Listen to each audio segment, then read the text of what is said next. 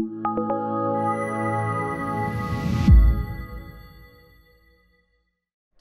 thanks for coming and talking to us here at Rare Bloom. Yeah, for sure. It's always great to see you guys again. Yeah, so can you give a brief introduction to yourself and Charlie 3?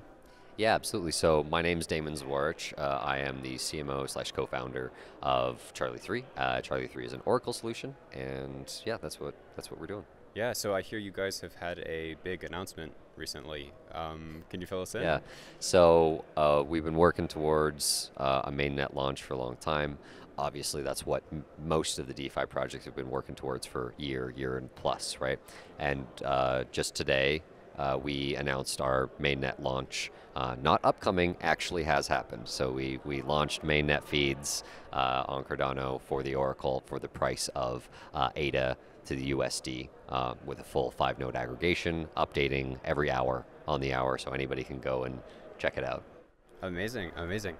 So, you and I know the importance of oracles, but I think a lot of the time they don't get the attention that they deserve, and not a lot of people understand sort of the full depth of what oracles can do and enable for other projects in the ecosystem. So for sure, yeah, what's the importance of an oracle and of Charlie 3 to the Cardano ecosystem? Yeah, for sure. And as you touched on there, is that a lot of people don't tend to understand, and it's because you don't have a tangible front end to use. It's not like you're trading on Sunday Swap or on Indigo or something. You're not using it. It's not a wallet, whatever. We're back end solution. So what it enables is a lot of these projects I even just mentioned to actually have the correct data feeds in order to make that trade safely. The big point of having an oracle, so you're not reliant on a single point of data that could get hacked or messed up or just go down because of their server details, right? So you always have redundancy, you have clarity, you have security, and you can feel good about that for your operation in your own business. It's all third-party trading platforms, so not DEXs, but other trading platforms, or even things like NFT marketplaces to have a stable price of ADA for their trading instead of it being arbitrage from two different price feeds, Yes. Are there any other use cases that you're in particular excited about? They could be things that are coming now, or sort of like wild futuristic things. But absolutely. So the first thing that oracles are known for are the price feeds, like we talked about. But there's another use case that this node network that we have that can do, and that is just for verifications of different things. So we can do identity verification, and we can do validation of different aspects that come on chain. So one of the things we're working with IO, with Atala Prism on, is a student scholarship payout mechanism where when a student is validated through our network that they have completed a course credit or something, which they would implement from a front end spot, and then we can validate it from like the education ministry that yes, that is their grade, or from whatever issuance company that is dealing with this credit for something. We can validate this person and then push that through to a DAO payment, whatever the reward is, and that can automatically go through. So it's not just price feeds. We can do validation nodes as well, it has so many more use cases for liquidations as well. Like for someone like Meld, that would work really well. Yeah, amazing. Okay, well, thank you for coming and talking with us today about oracles and about Charlie 3. It's it's really exciting to see this launch, and I'm looking forward to what you guys do next. Yeah, we're really excited, and thanks for having us. It enables the rest of DeFi to start building and growing on Cardano. So thanks again. Thank you. So Ken, it's really good to meet you, and also the jpg.store team here. Can you just introduce yourself, introduce jpg.store? Yeah, of course, yeah. So my name's Ken, and I am currently the executive assistant at jpg.store. So I was brought into the team relatively recently. I'm one of the newer hires, but it's been so exciting just seeing the journey. jpg.store overall, it's a quite young company. We are soon approaching our 1-year anniversary. And jpg.store, we're currently the leading and largest NFT marketplace on Cardano. Yeah. So maybe you could tell us a little bit about the history of jpg.store, what brought you guys to this point? One of the things that we noticed in the early days when we first kind of entered into this space was realizing that there wasn't a marketplace that was really focusing on paying out healthy royalties to creators. And that was one of the big things that we wanted to address. And we have it plastered all over our site as well, but we are creator first. And we want to make sure that every creator that ends up using our site in order to sell their NFTs, to mint NFTs, all have that kind of experience and understanding that they're able to sustain themselves and make a living off of doing whatever it is that they love to do. And we want to be able to support artists on that journey. So that's kind of where JPEG Store started, and we want to make sure that we constantly listen to the community. And you know, we've only got to where we are today because the community has been so fantastic. A lot of the people that currently work even at JPEG Store were people from directly within the Cardano community that were giving feedback to the team, and eventually it just became a natural transition to, hey, want to join the team? You're providing so much value, we'd love to have you on the team. So that's kind of where JPEG Store's gotten to today. And now we've got about a size of 35 people on our team, and we're constantly growing, and we're looking on being able to figure out ways we can better listen to our community and hear feedback and prioritize things in order for us to make sure that we continue being a marketplace that really focuses on what the community wants. Yeah. Okay. So, and now that you've laid that foundation, you know, you have that success, you have the mechanics right, you're serving creators well, Yeah. listening to the community. Something you've mentioned to me earlier was onboarding and the transition to making NFTs more accessible. Can you talk a little bit about that? What is JPEG Store thinking in that direction? So I think we're all noticing this just simply because we're also in a bear market, but we're at a time now where we're not just naturally seeing an influx of users coming in, and therefore we're, just being a marketplace, we're noticing certain trends, and we're seeing that the liquidity is a little bit stale. We're not seeing a lot of new liquidity coming in, and therefore volume tends to sit on a lower bandwidth. And these are all things that of course affect our business, and therefore we take a look at it. But also it's not just a business thing. Like, we're here because we want to build on Cardano, and in order to see that future happen, we need to bring on more users. How do we bring the next 1 billion users into Web3 and into the blockchain? And we believe that Cardano is going to have a huge part to play in that, and also JPEG Store wants to figure out how we can play a part in that. And for us, like, we've noticed that NFTs are just one of those things that a lot of people gravitate towards, at least at this moment. A lot of people have entered Cardano through exploration in NFTs. And that's one of the things that we think is really neat, that we end up being almost this ambassador at the very front lines of people who are wanting to onboard and explore what Cardano is and what's unique about Cardano. And these are things that we really enjoy being able to do. But also on our end of what we're doing as a marketplace, we're trying to make sure that everything is really simple. And it's one of those things that we've noticed also with a lot of other projects that are building in the space, is there's some that tend to focus a little bit more on the technical crowd, and some that tend to focus a little bit more on the layperson, and making it really easy and simple for users to interact with new technology, but and not necessarily needing to have all this like really big pre-existing knowledge in order to interact with different dApps and different technologies. Yeah, so a sizable portion of that next billion users is going to be people who, that not only do they not know crypto, they don't know, how to code, right? Most definitely, yeah. If we're thinking 1 billion users, that's a lot of people. It's definitely going to be hard to find 1 billion users that are just, people with a mathematical or a computer science background. So yeah, definitely, yeah. Yeah, well, it's great to see what you guys at JPEG Store are doing. It's really an honor to get to meet your team. And I, look forward to seeing those next billion users come onto Cardano. Definitely. Thank you. Mm-hmm. So we caught you guys having a great conversation about design and Lace and in general light wallets in the Cardano ecosystem. So can you both introduce yourselves real fast, who you are and what you do in the ecosystem? So we'll start with you, Osvaldo. So Osvaldo Rivas, I'm a product manager of Lace at this moment. Been working for almost a year and looking forward for this event, for the Rebel event. Very nice to actually talk to a member of the community to give us some feedback of how he see the wallet this point. Yeah, and you, Nils? Gotcha. Yeah, my name is Nils Poiser. I'm the operator of the Hazel stake pool and developer of the community integration system HAZELnet, which allows people to verify their wallets on Discord and kind of get roles, assign like permissions and things like that, create like off-chain governance, for example, for like simple cases, and to just bring the community closer together with the projects essentially, instead of having just a well, we exist in Discord, but there is actually nothing Web3 tying us together. So I'm trying to build systems that kind of integrate Web2 and Web3, mostly like for social media and like messaging applications. Perfect. So you guys were talking just now about several major buckets for design opportunities around Lace.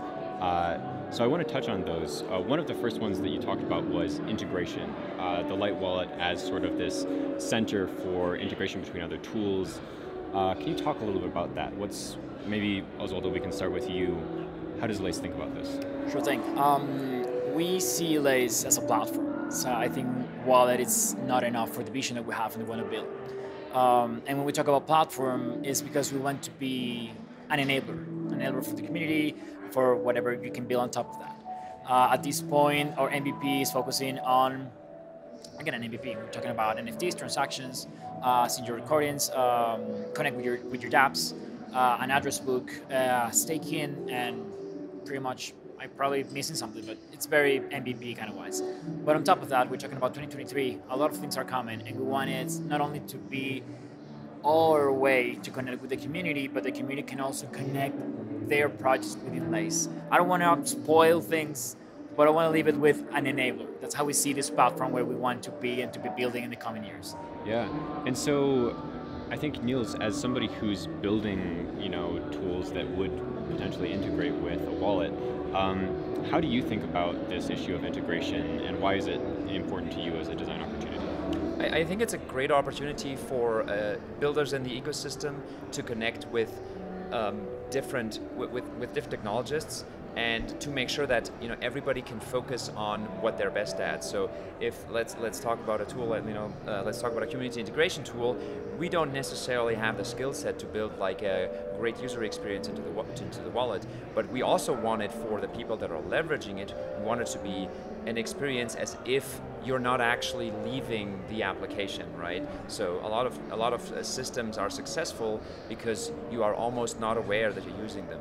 And this can play at the micro, when we're talking about like, oh, well, we have HAZELnet and it sends you to the wallet verifies who you are, and then you get sent back. It's like you get a success message.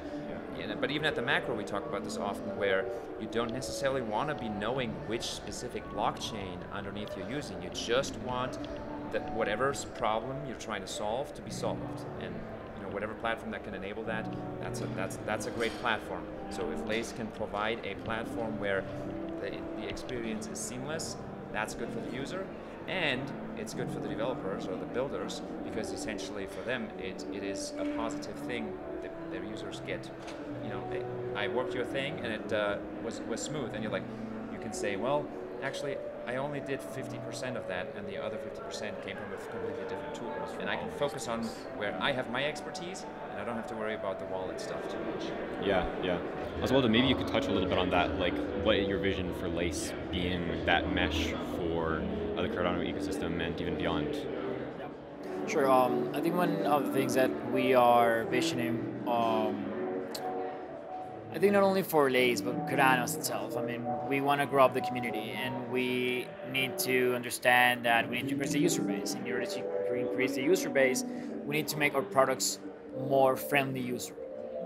Yeah, at some point. No? And how do we start from there? That's when we start talking about, let's create a wallet that it's actually easy to anybody to pick up, how to interact and get into the Web3. So again, I think it is what talking about seamless. And seamless, it's definitely a way to go when we talk about blockchain, which is so technical and so jargon. Only as simple as showing a short copy and telling the user what's going on in a very basic vocabulary without having to use jargons. Because at the end of the day, our users want to fulfill a use case, fulfill a need.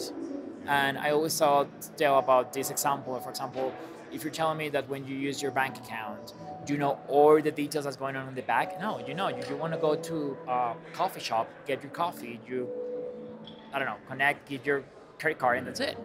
And you don't know how does a database actually validates that you are who you are, where's the money, where the balance. No. You just wanted, you didn't want a credit card. You wanted your coffee. You use a credit card to get it. That's it. And it's important that we have that in mind because at the end of the day, we want to keep on growing our community, we want to expand the impact that we are building not only as Lace, but again as a Cardano community, as a Cardano ecosystem. We need to keep on having the user at the very center of our decisions and how we provide an experience for them. Yeah, I think that leads excellently into the second bucket, which I think is trust and transparency, if I have that right. That you want to make it simple, seamless, easy, and at the same time have some key information that the user can tell what's going on, that they know their interests are being taken care of, and that they're not compromising themselves in any kind of way. So Nils, you talked about this eloquently earlier. What do you think about this issue? I think it's a very challenging thing to solve, right? Because you don't want to scare people away by saying, oh well, you're giving away all this information, but at the same time you want to make sure that they have a way to validate that they are interacting with a trusted party, which I think there's a great opportunity for something like a decentralized app store where you can validate that, okay, this party is known and it has a high trust score, and that trust score is created by people that are actually using the product and they had positive experiences with it. We're not talking about rating here. We're not talking necessarily about like, oh, this app is easy to use, but this app actually does what it says it does, and there hasn't been any compromises. Maybe there's information on how to find. This is an open source app. If you are a developer, you can even get information about it. Or this is the audit. There's certifications, right? We're doing certifications on chain that let you openly say, this is the process we have gone through. We have done this validation, we have done this audit. So enabling users to find this information without saying, okay, here's 17 pages of disclaimers, is a very, very challenging thing, but I do think it's crucial to at least make people aware of it. And I think that's interesting to see how we will solve this, because again, in the bank account example, I don't have to worry about how to get access to my stuff. If I have my identity with me somehow, I can prove to the bank. Yeah. It's not the same in crypto. When you have a wallet, you are, right now at least, 100% responsible for making sure that your seed phrase or whatever you're using to create your wallet is somehow recoverable for you or for your loved ones, depending on what you have to do. Yeah. So that's interesting. Thinking about baking knowledge and trust and other information that helps users make decisions and feel confident into the design of the wallet. Is there anything that's going on in that space that you can tell us about with Lace? I think going back to the discussion, the comment that Nils just mentioned on the App Store, the integration with the App Store in Lace is going to be interesting for two reasons. One, because we want to give a level of certainty to the users in the sense that if you see there's a App Store if there's a DApp in the App Store, that doesn't mean that it's bulletproof. It doesn't mean that it's 100% secure. But there's a piece in the App Store which certificates, which the same community is going to say, Nils, no worries, they are safe. They are safe who they say they are. They are actually trusted. They are builders who are very serious about what they're doing, and they will actually want to provide a good experience to the community, which you can do today. You can go to, I don't know, let's go sofas.io, which is a DApp with sofas. Let's go that way. Yeah. There's a lot of uncertainty in that sense because you find out about sofas.io and Twitter, or maybe someone else told you, you know what, these guys give you like a very good experience, but you don't know who are you interacting with. And wallets in general have your funds, and you don't want to put in risk your funds with whatever type of apps is out there. So in terms of transparency, in terms of improving and trusting in the ecosystem, the App Store plays really nice in this experience that one, giving you the tools and the information so you can actually make a sounded decision. It's completely up to you because at the end of the day, part of decentralization is that you are the ones making your own decisions. Your mnemonics, your wallet, your funds, but also as we cannot be the gatekeepers of this App Store because we wanted to keep it decentralized. We still want to give tools to the community to say, can you help us certify whatever is out there so other people can actually interact with it, keep growing the dApp ecosystem, and have a good experience between your funds, your wallets, and whatever is out there in the Web3. Amazing. Okay, so I think there's a third bucket that we talked about, which is building for developers and being able to integrate technically with an ecosystem of builders. So I'm curious, maybe Nils, you can tell us a little bit like how you see the history of this in the Cardano ecosystem, and then as Waldo, if you have any follow-ups on how Lace is thinking about that issue too. Gotcha, yeah. So I think a crucial part that is often missed when you build for users is that the only way you get users is if you have tools or use cases that are solved by applications or tools or websites that are actually out there. But those don't get created out of thin air, right? They need to be created, and those people that create them, they want to have a good user experience as well. But it's not the same user experience as the person using the wallet, because I'm interacting with Lace's backend with whatever integrations or tools or flows that it provides. And I think we need to be very mindful, especially at this point in Cardano's history, that we bring builders on. And you hear that in the community a lot, that some of the things that are out there are hard to get onboarded with. Like, it is hard to bring somebody from the outside that isn't already in the ecosystem and say, hey, here's your hello world dApp. Like, it's hard. If somebody goes, they will have to be lucky enough to interact with somebody who has been building dApps, because there's not a one-stop shop that gives you all that information. And even if you do find it, they may be talking about, and here's how you build your integration with Eternal. Like, they're talking about a different wallet. So we need to work on SIPs, we need to work on standards so that developers don't have to know 5 things to achieve the same thing in 5 different wallets. And then we have to make sure that those tools are easily applicable, or the APIs or whatever you use of that wallet is easily used. Because if we don't get developers onboarded, we don't need to worry about onboarding users, because they will not come, because there's nothing for them to do other than send ADA around like it was in Shelly. And so it's hard really to bring people on board if you don't have a value proposition. Yeah, that is excellent. How do you think about that, Oswaldo? No, it's definitely a good point. I mean, the whole ecosystem, gets feedback constantly between users who want to play it out and find out dApps out there, and dApp developers who want to bring value to the community. So it's a never-ending circle of feedback between the users and the dApp developers. And I mean, the developers are part of our community, is part of our user base. And I think you guys heard Charles before in the keynote today, and we have this vision of not be a Cardano wallet. We want to be a multi-chain wallet. And if you're right now still figuring it out how to bring more dApps to the ecosystem, imagine if we're talking about bring dApp developers from other ecosystems. Like, needs to be the tools, it needs to be friendly. I mean, that's one of the challenges that we have right now, to build our own user base and keep growing the community. So definitely dApp developers, it's at the center of the dApp store to make sure that it's helping grow. Because I think I mentioned previously the example of MusicSwap and SundaySwap. They are very, very known DEXs for the community. But if I want to build my own DEX, from where do I start? How do I start building that reputation? And I think the dApp store is gonna definitely. The reputation is something that you grow over time. But if you can at least give a push in trying to build a reputation a little easier way with the dApps, for example, the dApp store, and the community itself can start validating and asking questions.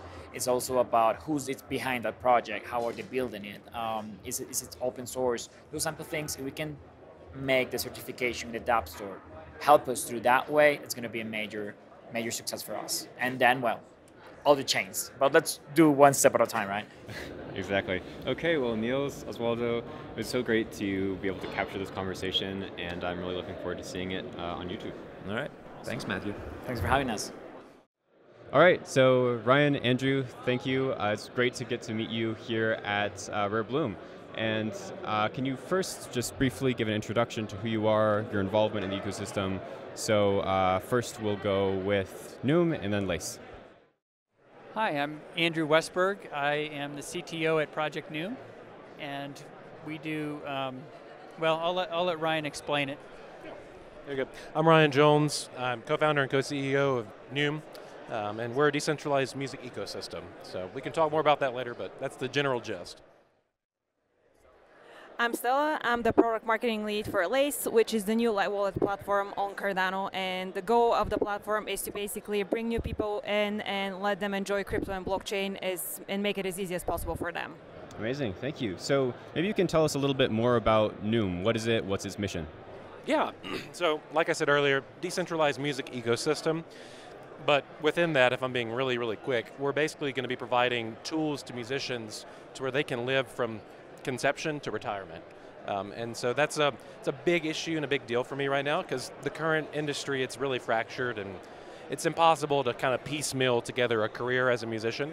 And so we're helping to enable that, basically. So we'll be providing a streaming platform, direct tipping through micropayments to artists. We have governance, and then we'll be doing tickets for in real life and potentially metaverse plays. And then the biggest thing I think that's pretty revolutionary is we're doing fractionalization of IP rights, and specifically we're starting with streaming royalties. Amazing. So, in this space, there tends to be this issue of crypto being maybe too technical on one side, or maybe too focused on sort of a sub-niche of trading, this kind of thing. If you're trying to bring value to a specific product like music and be on the frontier of an innovative space like crypto, how do you work in marketing and branding to make that vision happen? Yeah, so you're spot on. And I think the biggest differentiator between us and for what we do is really our target audience is not crypto people. It's everybody else, right? Because when you think about it, music's universal. Everybody loves music. Everybody can understand it.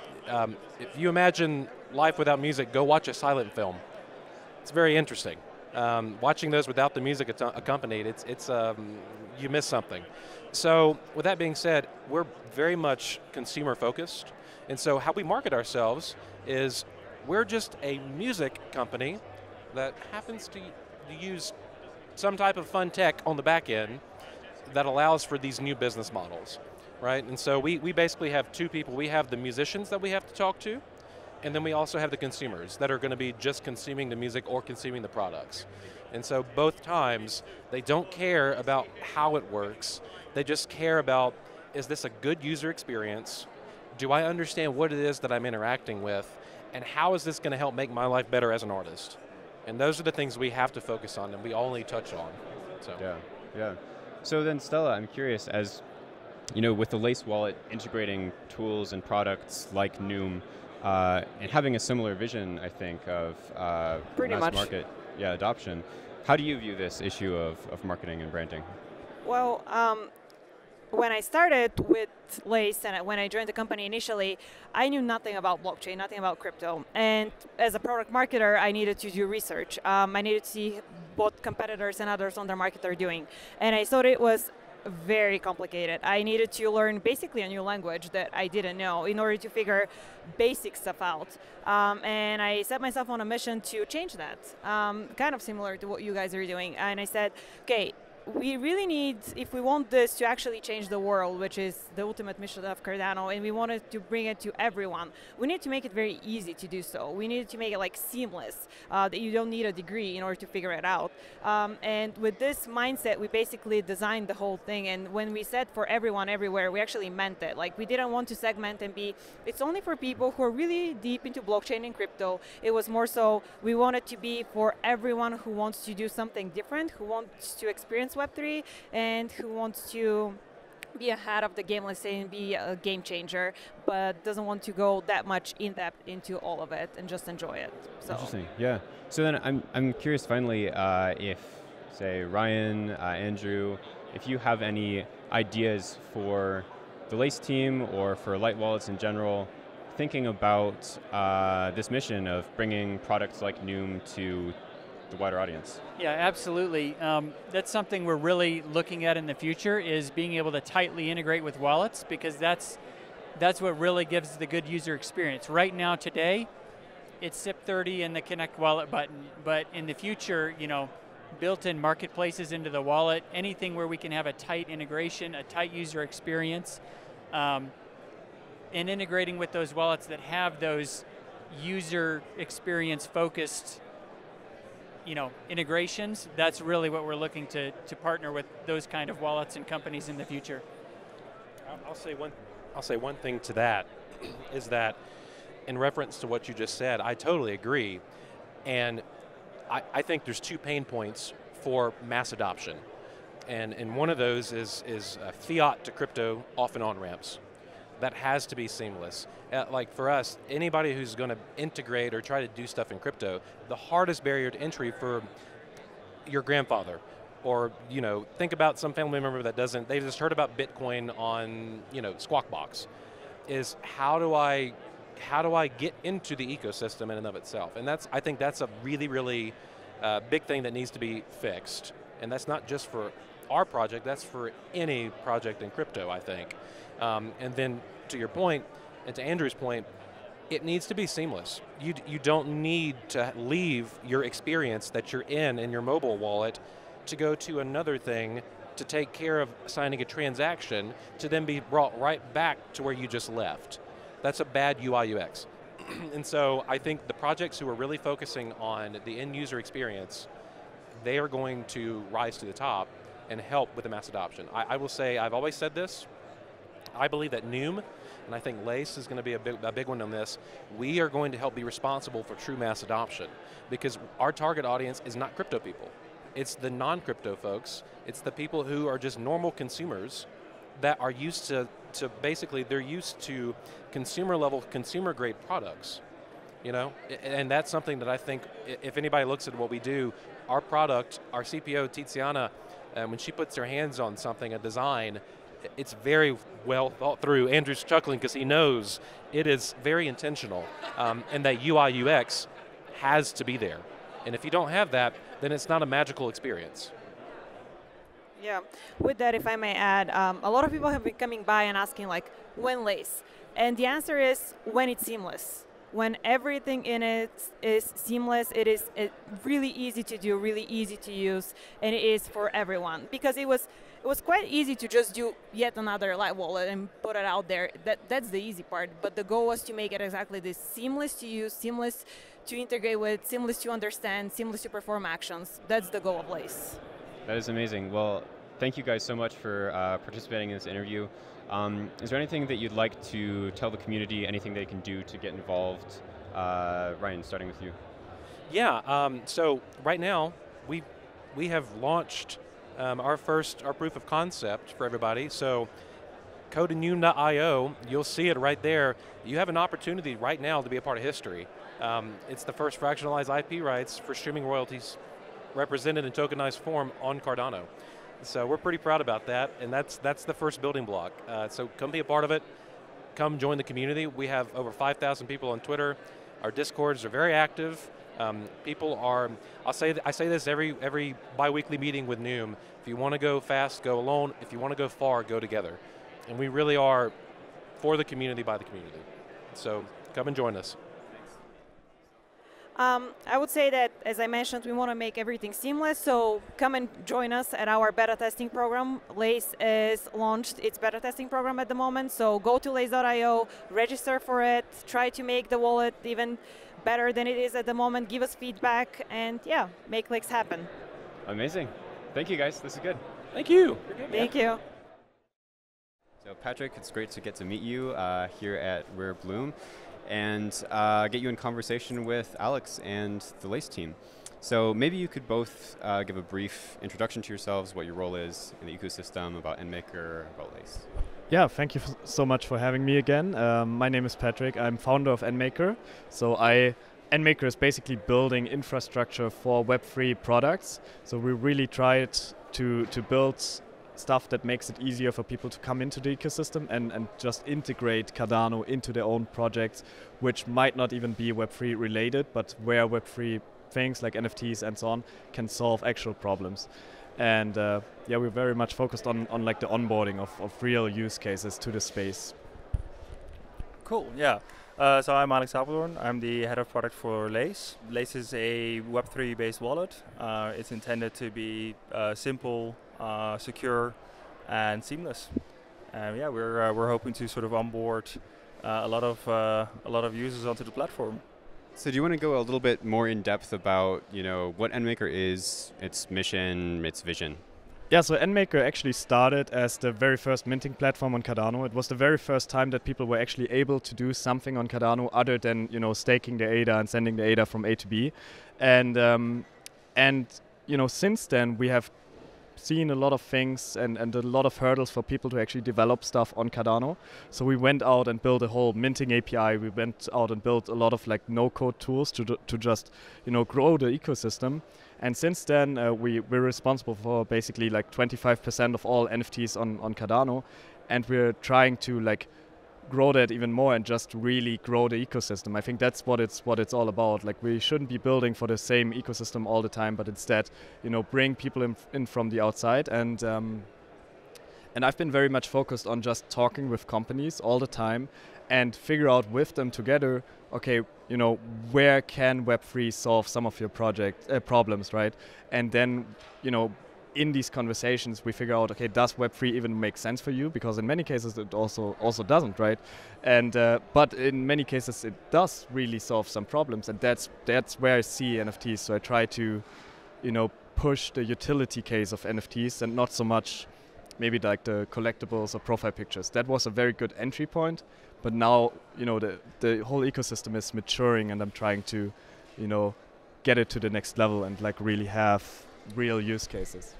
So, can you talk a bit about those use cases, or? Sure. Yeah. I mean, I'm very excited for a few projects on Cardano. I feel like Cardano is very unique because it has projects that actually try to build stuff for the outside world, especially in Africa and all these things.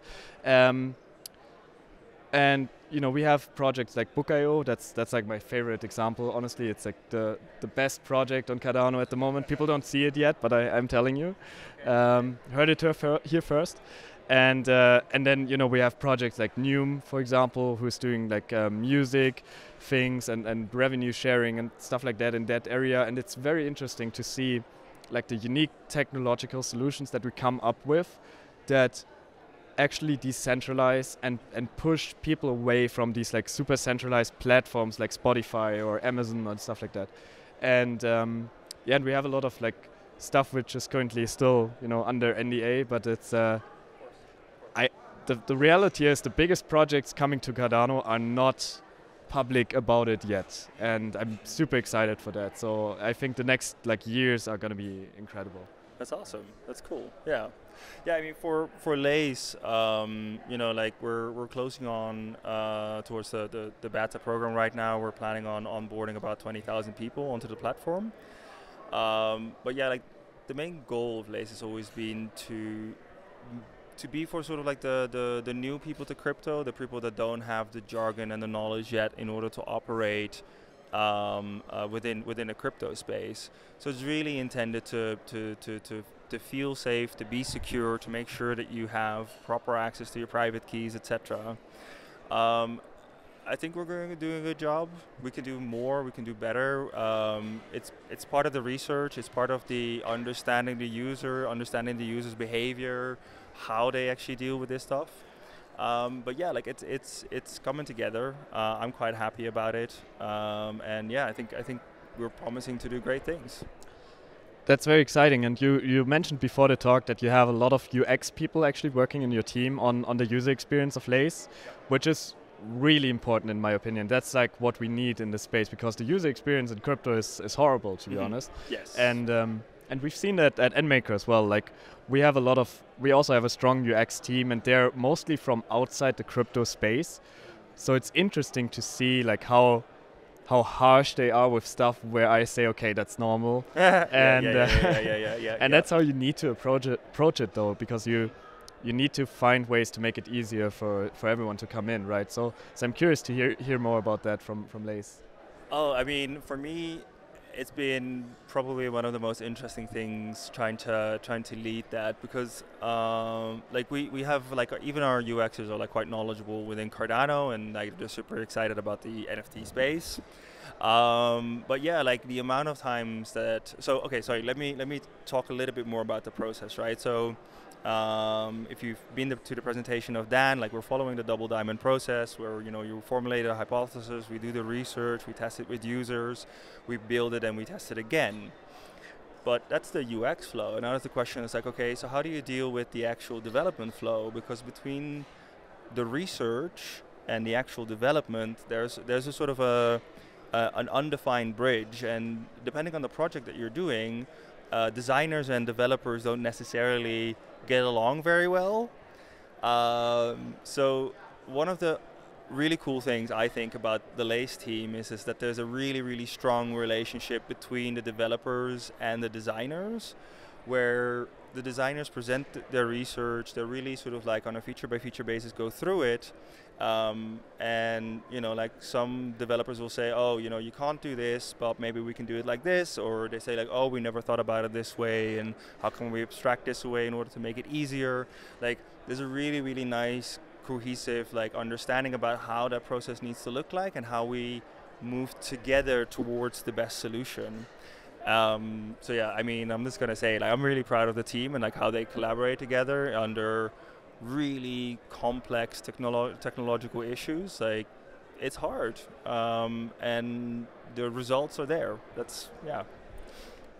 I think what I've seen so far really shows that the results are there, and to me, one thing which is kind of like an interesting, in a way, you know, approach to wallets is that you see like two certain types of wallets, right? So you see one wallet which is either like super light and says, okay, every functionality needs to be outside the wallet, and we have like websites to do the trading, we have like marketplaces, etc. Yeah. And then we see wallets which try to do everything inside the wallet, right?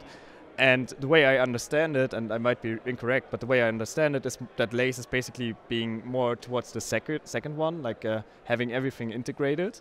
It's actually a really interesting discussion. Like at the start of the conversation, we really had a very strong conversation, because a wallet is basically consistent of two things. It's a vault, and it's the application layer that does stuff for your user. So this is really a question of who is your user. Like, hardware wallets are intended for people that roughly know what a hardware wallet is to start with. Lace is not for those users. I mean, yes, we have hardware wallet integration, and yes, we support it, and yes, we will actually promote the use of hardware wallets in the future, and we will have educational material around it. But Lace is really sort of like to remove any obstacles and remove any barriers and sort of come into the system, have the information, because there's a lot of content and a lot of educational material in Lace as well, right. And it's dynamic based on the environment that you're interacting with. So we have content on NFTs, we have content on tokens, we have content on token bundles, we have content on delegation and staking. Like, all of that is intended for the pure purpose of like, oh, if I'm delegating my ADA, is it locked? No, it's not. Like, can I still spend it? How do I change it? Yeah, so as you know, onboarding is my whole thing, and NMKR's whole thing. Like, that's our main topic, and we're very excited, or I'm very excited for Lace, because I see all the work that's going into it, and I see the user experience stuff that you are doing, which I think is super necessary. And I know that, you know, every big blockchain has like their main wallet, like Phantom and stuff like that, and Elrond has a super great wallet. So the only thing that I'm thinking about is basically that IOG is a commercial company, right? So I'm wondering like how you're balancing that out, like supporting the community, supporting all the great wallets we have, like Eternal, etc., and still, you know, building something to onboard the next few million people. As far as sort of like competition goes with the other wallets in the ecosystem, like most of the wallets in the ecosystem are Cardano-based chains, Cardano-based actions, Cardano-based interactions. So what we really want to do is we want to, one, have a really nice seamless onboarding experience, but we also want to take the spirit, the standardization, the character, the security, and all the thinking that we've been doing over the last years towards other ecosystems. I think we can show that we're a thriving community. We can influence other communities to basically do better, and in that process bring people from other communities into the Cardano ecosystem. Like, we're intended to be the beginner wallet of, well, blockchain Cardano ecosystem. I think it's very, very important that, you know, we grow as an ecosystem and not just certain companies grow. I think that's the crypto spirit in a way, and that's the only way how we can make it bigger, right? It's about really onboarding people. Like I keep repeating that word, but it's true. Like, you know, looking around here, I love being here, but the reality is most projects are building for the same target audience, and that needs to change like a lot. And yeah, and I'm trying to do that with NMKR, of course. Like, our goal is really to go out, reach out to these companies, and then target an audience completely outside the scene. That's why we're the first ones to integrate like credit card payment for NFTs and stuff like that, because that's like important, right? Yeah. So yeah, I hope we see more of that, and I hope that Lace plays an integral part, basically. Absolutely. I think by, like, what we really want to do is we really want to enable we want to enable the interaction.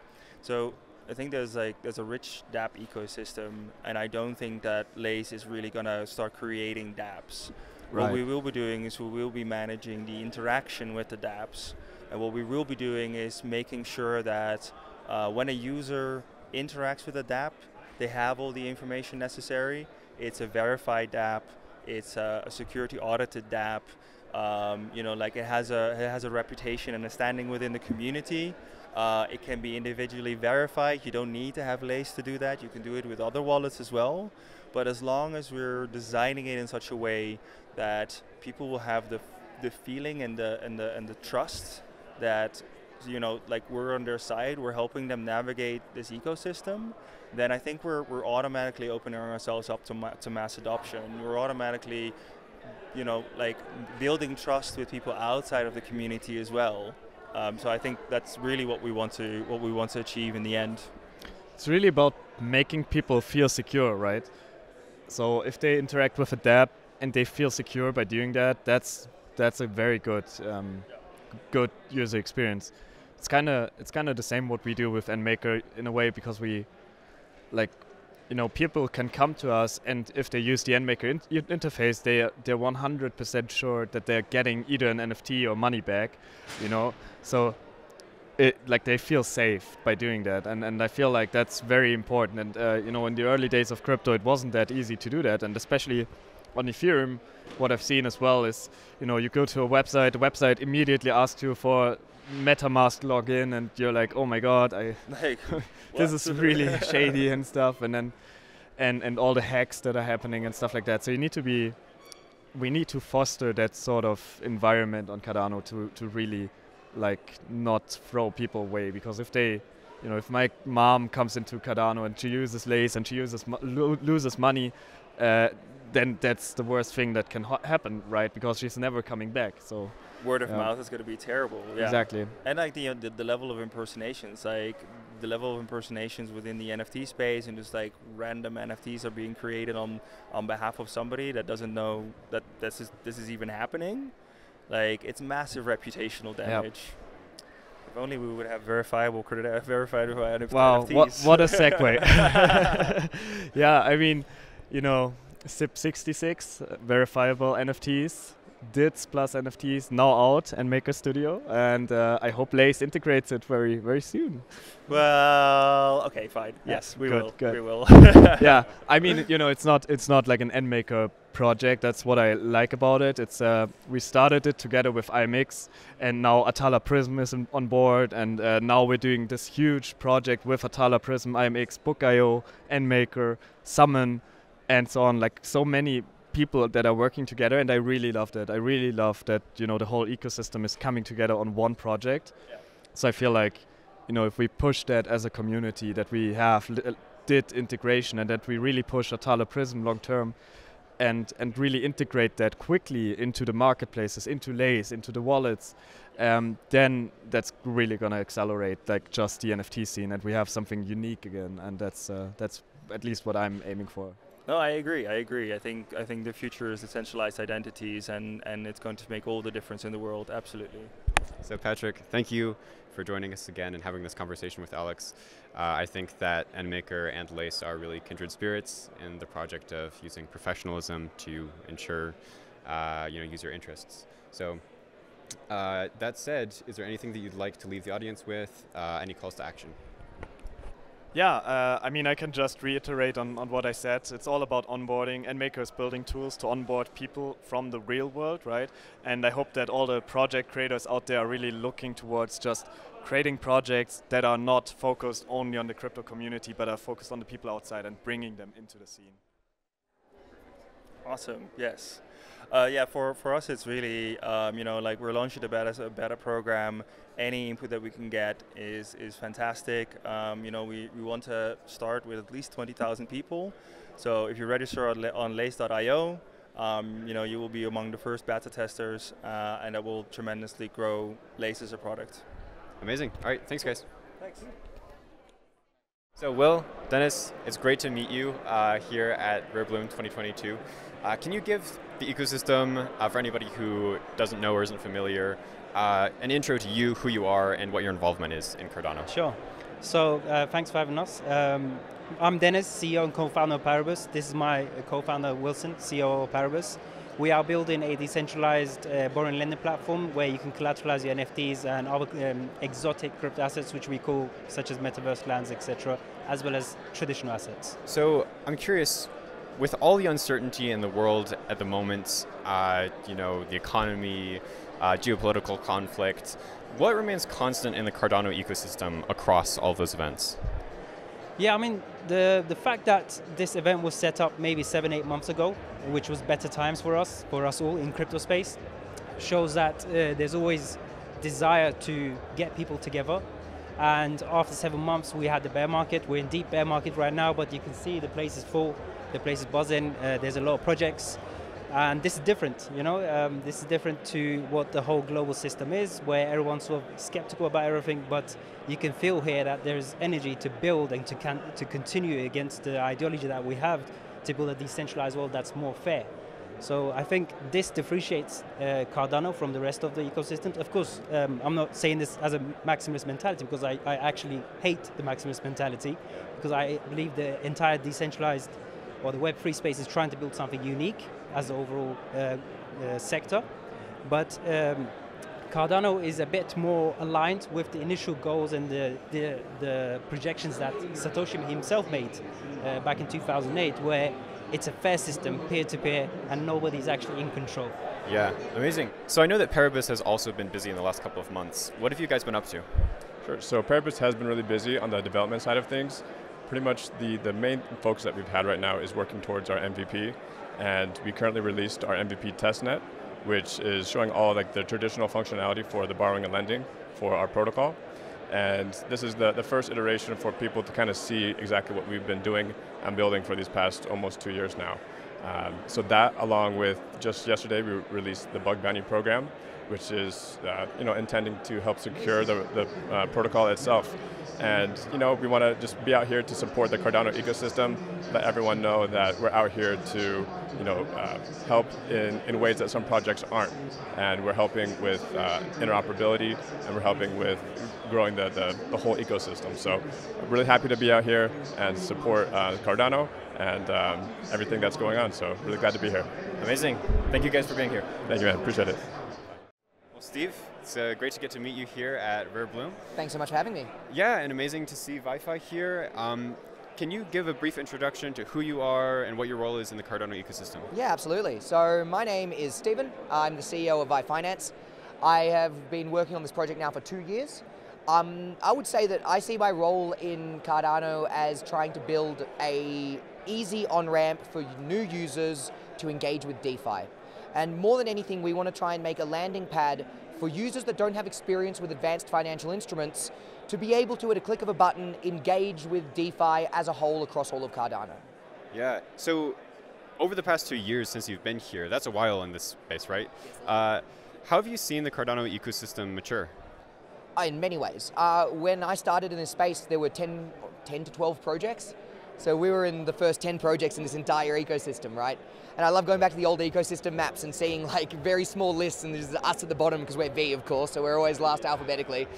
But I would say that we've seen a lot of maturing in the sense of the products that are out, what you're able to do with Cardano. You know, when I started, there wasn't even a Cardano native token. I was here before we could mint Cardano native tokens. VyFi was the 4th ever minted Cardano native token, right? That's VyFi V1, not our V2 token. That one came later, of course. So from when I started, we went from having nothing, literally nothing, to now we have an entire ecosystem. Yes, you know, anything from NFT staking, which we were the first to do, all the way through to you know, DeFi products that are starting to be launched. We've got AADA with their first lending protocol. We've got MinSwap, SundaySwap, Wingriders token, soon to be ourselves, with DEXs, liquidity mining. I mean, all these tools that you see on other blockchains are really starting to come to fruition. Yeah, yeah. So in that vein, I know VyFi has had some recent updates. You're doing some cool things to the ecosystem. Yeah, yeah. We're always doing new things. So we 2 weeks ago released a lottery. So we were essentially the first people to design, well, we don't have oracles on Cardano yet. I believe Charlie 3 has an announcement today, but I don't know if they've made it yet, so I'm not going to push that announcement out for them. But we were able to create random number generation using the blockchain without an oracle. So rather than having an oracle feed us numbers, we use the blockchain itself to produce those random numbers just using a cipher and the actual transaction of block hashes. And with that, we were able to then design a lottery. So we were able to release the first ever lottery on Cardano, which is a lot of fun. Amazing. Can people go use that? Absolutely. app.vyfi.io. It's 10 VyFi for a lottery ticket. So that's about $2.80, $3. Amazing. Anything else you want to tell the community? Look, I just want to say it's a bear market right now, but no one should lose hope. You know, we're all here building. Yeah, we're all here getting stuff done. Look around, exactly, right? It's always a bit of a worrying time for an investor when the market's not doing well, but for the projects, this is the time that we get to knuckle down and really do our work and make sure that all of our stuff functions without having a lot of people screaming at us to get stuff done yesterday, right? And that's the advantage of a bull market. There's more people there, but that means there's a lot more people screaming at you that want things done much more quickly. This gives us the opportunity, and the projects the opportunity to really focus on what needs to get done and to really prepare for the next bull run. And I really think that Cardano right now is situating itself in such a way that we are going to be really ready to take advantage of the next bull run that arrives. Amazing. Well, Steve, thank you. So great to talk to you. No, it's been an absolute pleasure. Thank you for having me. Stevo, it's great to catch you, you know, right at the end of the Rare Bloom Conference 2022. You know, as somebody who's been here and who's been in the Cardano ecosystem for a long time, I'm curious about your, you know, your view on the event. Like, what does this mean? How was it? What was your experience? Yeah, the event's been great. I think it's nice to have been able to meet with so many people that, you know, I have spoken to online, and we're meeting in real life for the first time. And that's pretty great. You know, you're instilling trust by, you know, meeting these people, and, you know, you've been talking to them for months, year, whatever. And I think when you're able to do that, and you might be collaborating ideas, and you want to be able to choose individuals that you can, you know, bring forth onto your project or whatever, I think that meeting in person at an event like this, there's nothing else like it. And the event's been great. It's been well organized, and I look forward to more events like this in the future that are, you know, community driven. Yeah. Anything in particular about the event? Anything that stood out to you that you'd like to touch on? Yeah, I would say the intimacy of having everything kind of next to each other. It wasn't too spread out, so it was easy to kind of go from booth to booth and meet, you know, individuals and their projects. And then, of course, the selection of speakers was fantastic. It was nice to have the input-output presence here. All right, so Stevo, it was really good to get to talk to you here at the end of the event. And is there anything that you'd like to communicate to the audience before we close? No, just thank you for being part of the Cardano ecosystem. It's super important. Together we can change the world. I am a stake pool operator, and I'm a single stake pool operator. So definitely, if you aren't staking off of, you know, into a private wallet, please join the rest of us and stake to a stake pool operator on a private wallet. We really appreciate it. I'm Stevo from Salt Pool. Yeah. So go find Salt Pool, go find Stevo, and thanks. It's been great. It's been a pleasure. Thank you.